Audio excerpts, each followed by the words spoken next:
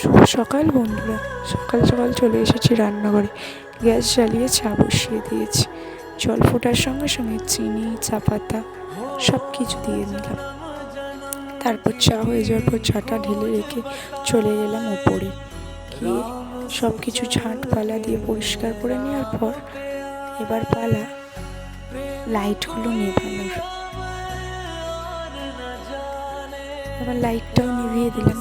তারপর জানালা দিয়ে বাইরের মনোরম পরিবেশ দেখার পর চলে গেলাম জবা গাছটার কাছে।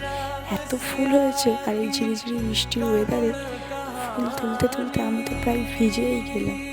এত ফুল হয়েছিল যে তুলে শেষই করতে পারছিলাম না।